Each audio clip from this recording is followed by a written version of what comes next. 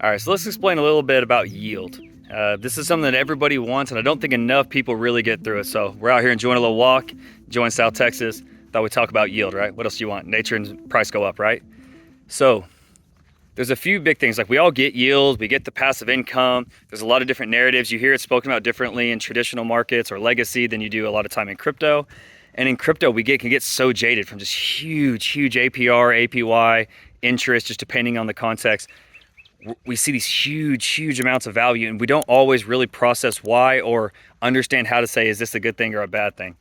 So a couple of them first is just, one is risk on, risk off. The other is, where does it come from, right? Okay, so if you say, look at HEX, something a lot of us are comfortable with, all right? Where's the yield come from? Inflation. How do I get the yield? You choose not to sell, right? So you lock up tokens for a length of time. Okay, so what's the exchange here? All right, so the system is paying out yield through inflation. Inflation's on chain. We can see all that. It's real yield. It's measurable. It's right here, right? Why are you getting paid? Okay, because you're choosing not to sell. So essentially, you're trading in opportunity cost. So you don't get to sell the top if it happens while you're locked. You don't have these opportunities. You're holding up my price, right? Okay, and since I'm liquid, I'm now paying you a dilution. I'm paying you inflation, right? That's the exchange there. Okay, so it's real. We see where it comes from. Okay, how much is it? Well, it goes up the longer you choose to do that. You're giving up more opportunity. You're baking in more uncertainty. So we're going to pay you more. It's very obvious, right? So that's how the inflation, the yield, this mechanics work in HEX. So PulseX.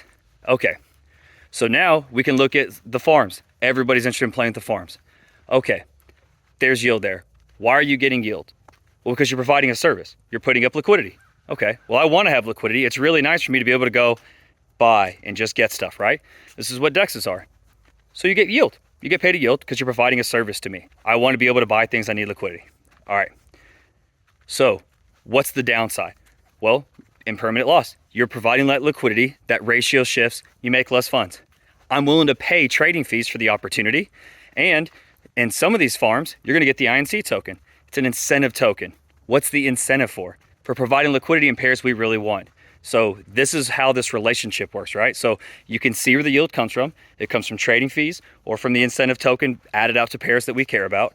And you get it for providing a service and a risk, right? So you get paid in general. You get paid more for things that are hard or when there's risk, right? So digging a ditch is really hard. There's not much risk.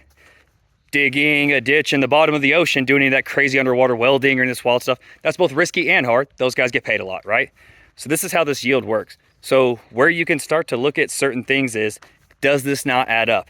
Okay, I'm getting paid a 48% yield and they say I have no risk.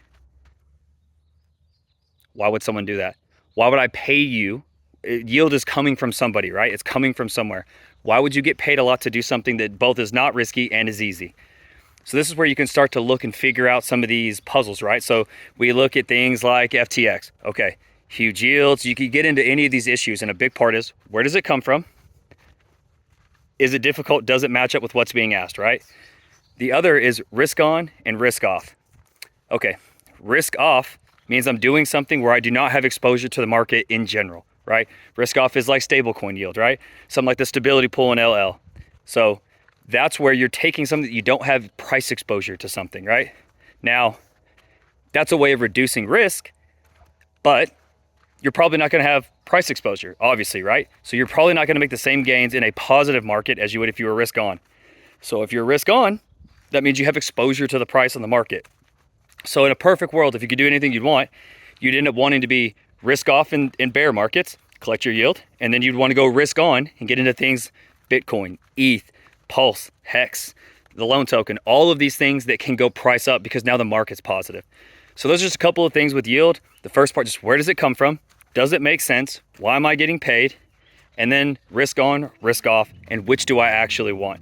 So we get a lot of that stuff confused, but hopefully that'll just give some clarity. One of those thoughts that I don't think most people just work through the process and get a good idea on that. So hopefully that stuff helps out on the yield while everybody's out here trying to farm a little incentive.